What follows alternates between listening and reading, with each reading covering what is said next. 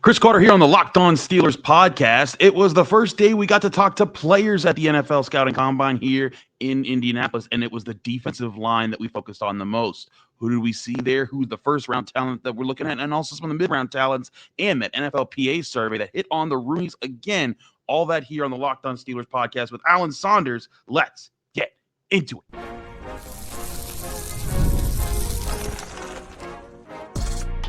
You are Locked On Steelers, your daily Pittsburgh Steelers podcast, part of the Locked On Podcast Network, your team every day.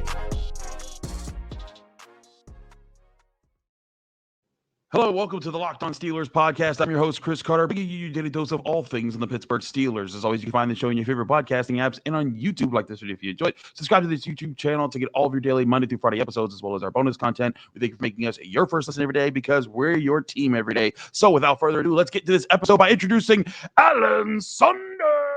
He's back here on the Locked On Steelers podcast. Alan, we had the grind of the first day of talking to players because some linemen take 4 hours to get to the podium. We were waiting a very long time, but I do think we had some good discussions with some of the top guys and some of the middle round guys in this class. Yeah, it was a long day. It was a long day. I'm still like catching up. I spent like 8 hours not writing anything, which is not like me. It definitely is not. You're definitely a grinder where you're always getting something done. But I wanted to get your impression overall of this defensive line class and the guys talking to it, because there's your guys that are like, hey man, I just love to hit people. I'm here to be violent. And then there's your guys, your thinkers that are like, no, I worked on this part of my game. I've worked on that part of my game. And I'm always intrigued by the players who do the latter, because you need your goons, right? You need your guys that are just, I'm here to whoop butt and take names and do everything at the D line. But oftentimes you can be that, but also be the level of a thinker that allows you to go out and counter some of those goons by having better technique while also still being a very violent individual at the line of scrimmage. Yeah, I think you kind of try to get the personality out of them, right? Like you try to figure out what makes them tick. Not that that's like the be all and end all, but that's kind of what part of the job here at the Combine, what the NFL teams are doing too. That's why they want to have these meetings. That's why they want to try to get to know these guys, because we've seen time and time again, it's not just athleticism. It's not just the physical traits that matter. It's the makeup of the people. And the job of these talent evaluators, the scouts, the coaches, the executives, is to try to find not just the right athletes, but the guys that are going to fit with the team culture in the locker room. And at the end of the day, are going to be dedicated enough to their craft to do what it takes to become the player that they have, that they hold that athletic potential to meet it.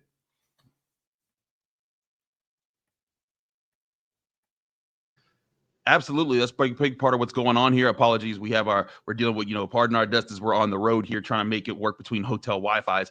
But in all seriousness, Alan, I want to talk about a lot of the guys at the top of this class first before we start delving into some of the weeds and figuring out the diamonds in the rough here. One of the guys I've been very excited to talk to was Kenneth Grant. We got a chance to talk to him, the guy out of Michigan. There's two guys out of Michigan, Mason Graham and Kenneth Grant. Mason Graham is the guy that's way at the top of the draft that Steelers will probably never get a chance to get. Kenneth Grant could have a combine performance that puts him in that conversation that he's just going to go way before the Steelers get a chance to pick, because some people love his athleticism. I love his tape. I think he's fantastic. And I got to say, I liked the way that he approached the podium today too, getting a chance to give us a chance to look at the inside, just like how he thinks, how he operates. So here's a clip of just some of the questions and how he responded throughout his podium session at the combine when we were asking him questions. Here's Kenneth Grant, Michigan defensive tackle. How did you become a great run stuffer in college, and what were the strengths that you worked on to become that kind of a guy for Michigan?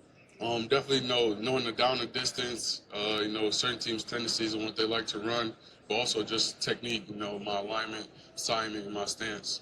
Have you had a chance to meet with the Steelers, and what was your impression if you did? Yeah, I met with the Steelers. Very serious. They want competitors. They want dudes that's ready to go. So you talked to Tomlin? Yeah. What do you think of him? He's pretty cool dude. Most people think he's so serious, but he's all about his business, and he's easy to communicate with. What's the best thing that you've developed in your pass rush game, and what's the thing you're looking to work on the most next? Best thing, definitely my bull and pull series, bull pull, bull rip, all those things. But, trying to work out more on my power, always it starts off with power, then you could do the finesse thing. So previous season, to point to NFL scouts and say, like, this is the type of player you'd be getting to. So what game would you pick? Definitely that Ohio State game. Coach Wing lined me up in that 0, and I was eating all game, to be honest. I was stopping the run pretty good. Then, I had the opportunity to rush the passer, so I was getting back there a lot. What gap do you feel most comfortable in, or do you like bouncing from 0 to 1 to 3? Yeah, I like bouncing 0, 1, 3. Sometimes 4 eye. Do you have one specific play from your college career that you think defines kind of what you are? I think a lot of people look at Carter and Alan. Yeah, is that play? Yeah, I say that Carter and Alan play, but also the my sack in the national championship. That was a great play. So, Alan, there's Kenneth Grant talking about a lot of different things there. But again, when I asked him about his pass rush moves, he's able to get to the specifics of some of his bread and butter moves. And he talks about how he wants to improve certain things and how he's like, I want to incorporate more power, but I have more finesse. And he also talks about being comfortable playing zero tech. First of all, to be good as a zero tech defensive tackle, you have to be nasty. And that's one of the things I love about Kenneth Grant's tape. What was your impression of getting to see him at the podium and your impression of him, that combining that with what you know about him on tape? My first was, God, is that big? I mean, just big. Like, I don't know what he's going to weigh in at, but that's probably like the thing that's striking about him is that, like, you've seen some like, I'm not casting stones here, but some like sloppy fat guys, like guys with like a big gut that like hangs out. And he's not that. Like, he's 340 all in his chest and in his shoulders and in his back. He's just enormous. So that's the first thing, is that you see the dude in person, you're like, wow. And then, like, when you line up the tape and the athleticism he shows on tape with the size, and then, like, I don't think his pass rush skills are very developed, but I think he at least has a plan, has a thought of an idea of what he might be good at. That's kind of really all you can expect. It takes a long time to develop defensive linemen. He's a 3-year guy in college, so, like, far from a finished product. But I think when you see, like, okay, the thought process here is you can throw this guy in there as a nose tackle right now and let him stop the run immediately, and you may also be able to develop him into a pass rusher. And I think that's what's really exciting about this, is that you can, right now, the Steelers need a nose tackle, beat them up dude who can just go in there, take on double teams, and work that part of the defense to open up more opportunities for Keanu Benton to be at the 3 technique and for Cam Hayward to be Cam Hayward. And if Kenneth Grant can do that and then eventually become that guy that's also one of those unique pass rushers while also being a run stuffer, then you've gotten you killed 2 birds with 1 stone through multiple seasons, and you may have again found your 1-2 punch for the future on your defensive line. Because as much as Cam Hayward's awesome right now, and he may have another all-pro season in him this upcoming season, you can't bank on that for that much longer. He's 36. So, looking at that, I think that makes a lot of sense. I want to talk to you about another guy that really impressed me, Oregon's Derrick Harmon. We're going to play his cut up of things that he said and also how he likened himself, or not he likened himself, but he says he wants to model his game after Cam Hayward, and why that may be of unique interest to the Steelers for picking him in the first round. We'll do that next here on the Locked On Steelers podcast. Chris Carter, Alan Saunders, stick with us. We'll be right back.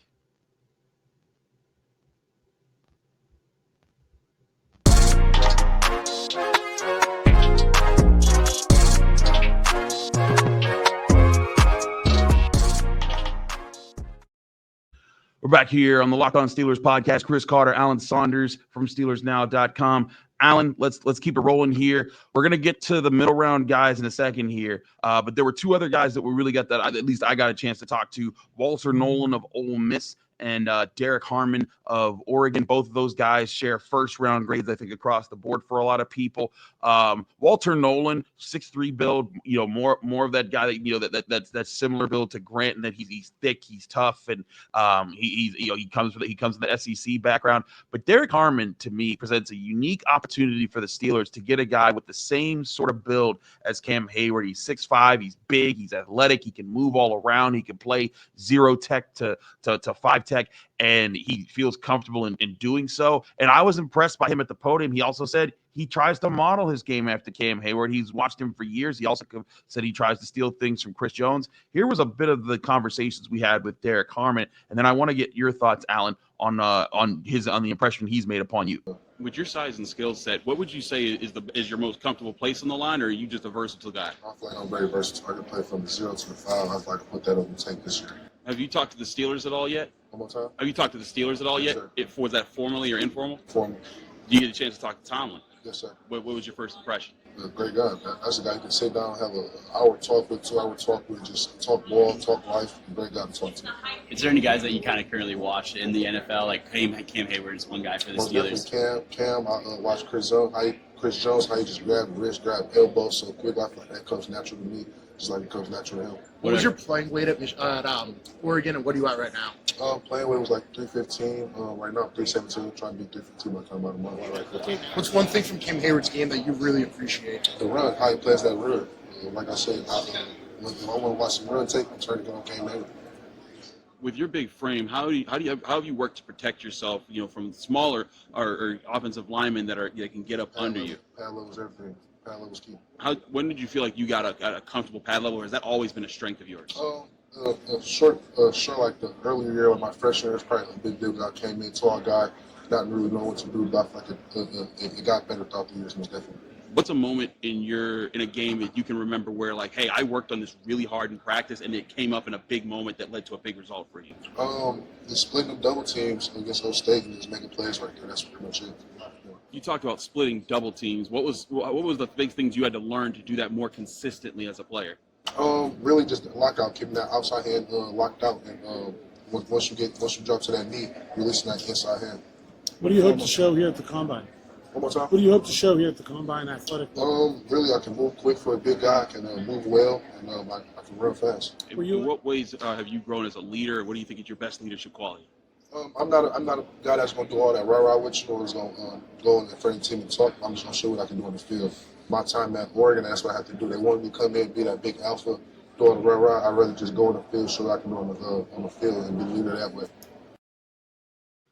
So, Alan, I thought it was really interesting when Derrick Harmon went into his ability to attack double teams, because to me, that's a major need for the Steelers. They need somebody who's going to be able to eat up in the space in the middle, keep the linebackers clean while also changing and also splitting double teams on occasion, which didn't happen a lot when the Steelers were getting bullied by the Ravens in those last 2 times they met him at the end of the season. What was your impression of Harmon? Is he a guy on your radar the Steelers should keep a very close eye on?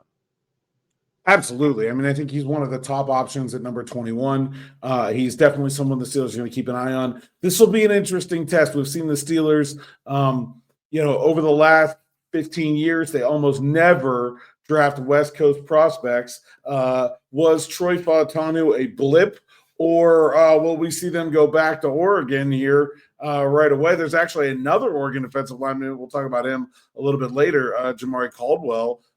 So we'll see if they're East Coast dominant still, or if that's going to be a thing of the past, something that will not carry over under Omar Khan and Andy Waddle. But probably a better pass rusher than the other guys that we're talking about at 21. I think more of a made guy, more of a higher floor than some of these other guys. He's already a really established player.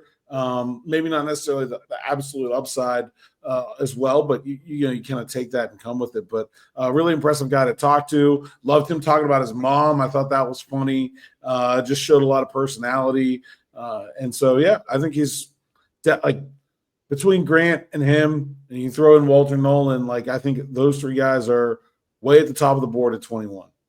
Let's talk about some of the guys that aren't at the top of the board, because we've talked about the potential of the Steelers being double dipping at this position and finding a guy early and then finding a guy in the middle rounds. One guy that really stood out to me, and I liked our conversations with him, Aeneas Peebles. I didn't have time to cut up his conversation with us and put that into a video. We'll try to do that later at some point. But I really like Aeneas Peebles. I really like JJ Pegues. I'm going to mess that guy's name up until I get to get it right. I really like those guys. I also like Shamar Turner, the defensive tackle out of Texas A&M. I know there's two Shamars. There's Shamar Stewart, who's more of an edge guy, who some people think could flex inside. But Shamar Turner, I also thought was a really good thing. And what I also found was, Alan, a lot of these guys had either already talked to the Steelers or knew they were about to talk to the Steelers, which again shows there's a commitment to make that the move early on in this draft class, and to maybe double dip if possible. Double dip and also just keep their options open. Like I think, like, for example, Shamar Turner is probably a second-round pick. A couple of those guys they met at the Senior Bowl, Darius Alexander, TJ Sanders, I think they're probably second-round picks. Alfred Collins, I think it was reported today. They have a formal with him.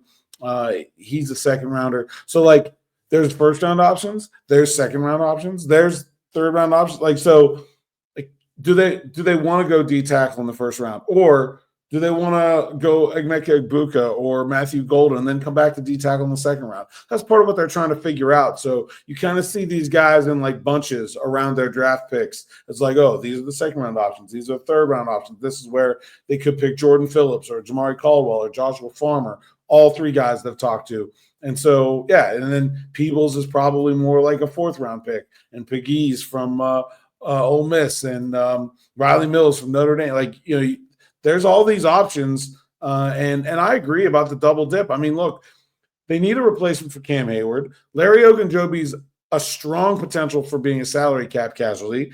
Amon Adams is a free agent. Dean Lowry could be a cut candidate as well. No idea what's going to happen with DeMarvin Leal coming back from a neck injury. Like, there's no reason not to go aggressive in adding defensive line help. I agree. And being aggressive is a move here. Give me one of your favorite diamonds in the rough here. And it doesn't have to be like super late, but just guys that aren't obvious first round guys that we're talking about who you're excited to see more of at the combine, see their numbers, and then factor in how they could fit into the Steelers if they got one in the middle rounds.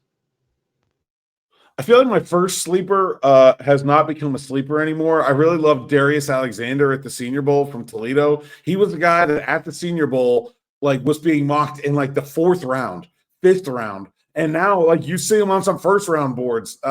Certainly probably not going to get out of the second. So I don't even know if I can call him a sleeper anymore, but I really like him. I love his athleticism. He had the pick six against Pitt in the bowl game. He also had 11 pass breakups over his last 3 seasons at Toledo.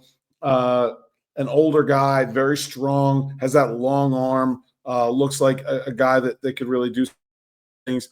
Tyliek Williams did not talk today, was one of those guys that got caught up in that medical testing and never actually made it to the podium. He's from Ohio State, kind of looks like Cam Hayward Jr. a lot of ways on tape. Like if you look up the college tape of Cam and the college tape of Tyliek Williams, but again, similarly, Cam wasn't a very developed pass rusher in college. Tyliek Williams isn't either. He's probably a second-round pick. And Joshua Farmer, Florida State, man, I really loved him at the Senior Bowl. I think he's the guy that is going to rise in this process as well. Seeing him in the third round right now. I love his attitude. I talked to him in the Senior Bowl, and I asked him, what do you want to prove to people here? And he's like, that I'm the best player in the draft class.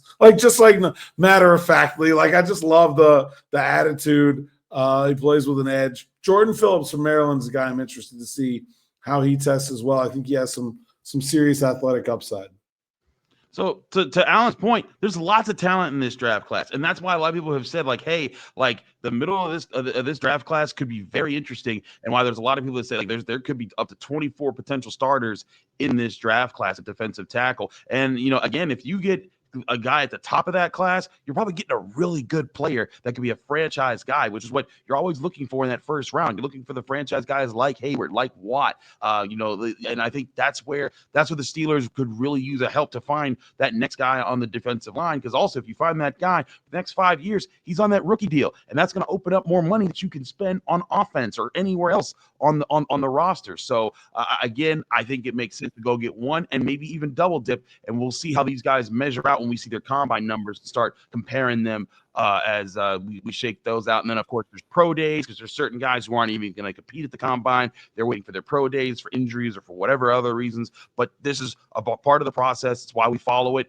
and we keep trying to learn all the way through. We're going to take a quick break. When we come back, we're not going to talk about the combine. We're going to talk about the NFLPA survey, which did not have good marks for the Steelers yet again. We'll talk about that next here on the Locked On Steelers podcast. I'm your host, Chris Carter. Stick with us. We'll be right back.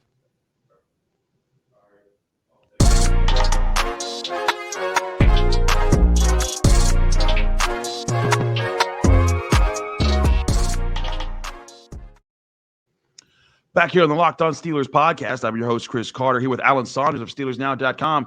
Alan, let's talk about the NFLPA survey. It's where players, are anonymously given, surveys and questions on several different factors of teams to weigh like which ownership groups or which owners are giving the best environment for the players and how happy are they at their locations.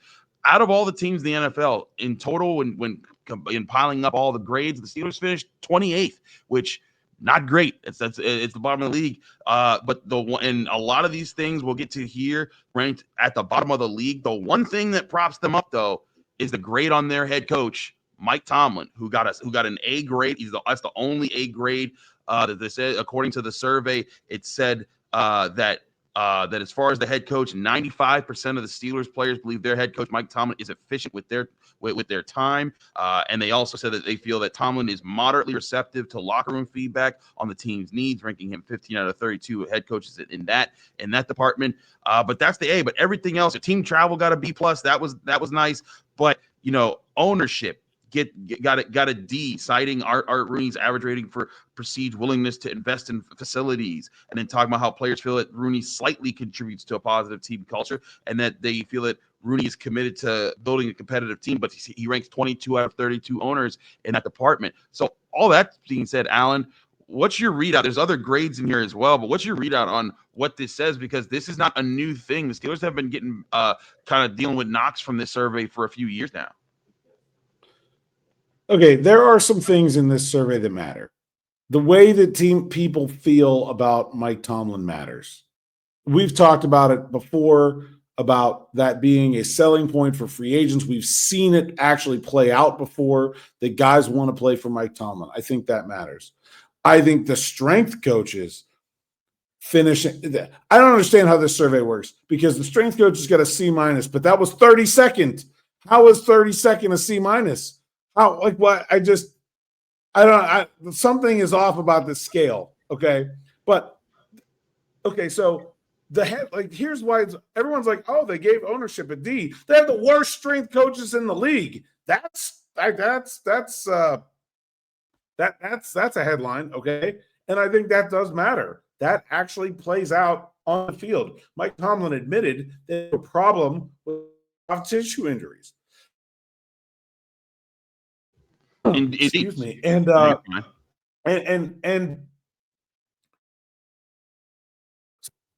a lot of the rest, to me personally, is just wah.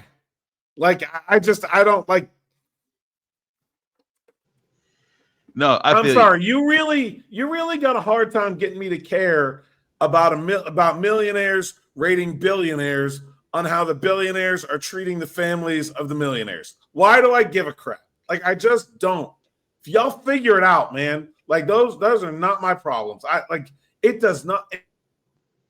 The rest of the stuff does not have any impact on like where guys are going to sign in free agency or how the team actually plays on the field. It's just a complaint box for the NFLPA.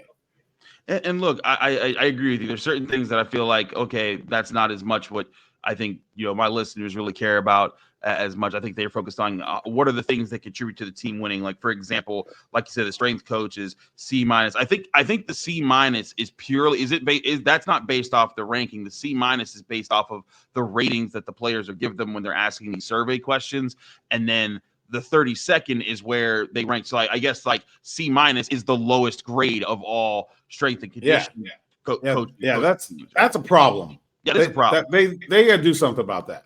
As is the weight room. You're giving a C plus, 28 out of 32. That's something that contributes to this. Now, I do think it says something. They have a B on the training staff, but that's 18th out of 32 teams. A lot of teams feel that their training room is a C plus. Their locker room is a D. I mean, like I kind of feel like locker room is the one thing. It's kind of like, all right, well, like you said, like you got space to put your stuff. We've been in the locker room. Yes, it's old. Like I've seen more modern locker rooms. I think Pitt football, the University of Pittsburgh's locker room for their games, it's more advanced than the Steelers. But at the same time, like that's not the stuff that wins you games. What wins you games is being healthy, is being taken care of, and it's also feeling like it's helping contribute to that positive culture that's going to create a more winning environment. And clearly, the Steelers players feel like Mike Tomlin is the biggest thing there that's contributing to that. And again, this is why I think across the board, why a lot of people appreciate Mike Tomlin and why a lot of people talk about him in such a positive light. But when you look at the other things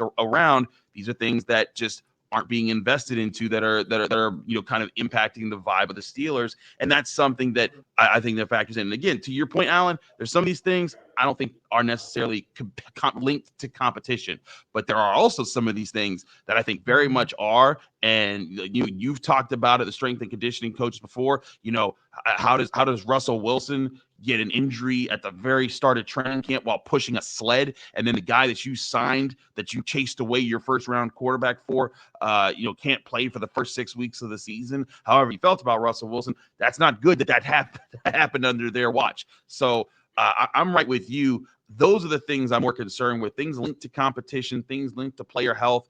Those are the things that you need to be investing more in. And this is kind of what we're talking about, where when people say the Rooneys are cheap, the Rooneys aren't cheap when it comes to players. I've talked about this with you, with Nick, with Jenna, with plenty of people on it. When it comes to players, the Steelers are very willing to pay to the brink. And they'll at the end of the off season, they usually have like $8 to $10 million in emergency funds in case they need to spend. So that's not the issue. When people compare them to the Pirates, I'm like, you don't know what you're talking about when it comes to paying players. The Pirates, no, it's not even close. But when it comes to these other things, investing in assistant coaches and building out bigger staffs of assistant coaches that can bring more senior leadership to your coaching, those are things that the Rooneys can invest more in. Investing in these facilities to upgrade them and getting a better strength and conditioning staff, those are things that factor in. I think that's where, if you want to knock on the Rooneys and say where they can get better, that's where they can do so.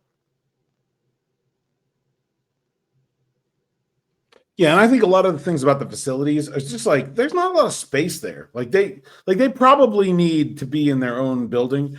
And I think that when that lease ends at the end of the decade here, they will be. And so like if they're gonna leave, it doesn't make sense to like spend a lot of money to address this stuff for the next 4 years anyway, or whatever it is. I think like the locker room, there's nothing wrong with the facility of the locker room, but it is cramped in there. Like when they have 16, like it was not built for a 16-player practice squad, unlimited injured reserve spots. Like, you got guys in temporary lockers there. It's not great. It's not a great situation, but they can't make the building any bigger. Like that's the problem with the weight room. The weight room is less than 10 years old. I think the equipment's all new. It's just not big enough. Like they need more space. And, I don't know how they're going to find it, but I assume they will at some point, but it's probably not going to be for a few years. Probably not. He's Alan Saunders. I'm Chris Carter. Alan, thanks so much for joining us here on the Locked On Steelers podcast. Let people know where they can find you, follow you, and get more of your work. Saunders_PGH on social media, and PGH Steelers Now sites account SteelersNow.com. That's where you can find my written work and my podcast, Steelers Morning Rush and Steelers Afternoon Drive. Can be found on the Steelers Now YouTube page or anywhere you find podcasts. Absolutely. He's Alan Saunders. I'm Chris Carter. Follow me on Twitter, Instagram, TikTok, Blue Sky, all the social media, same place, same handle everywhere, at Carter Critiques.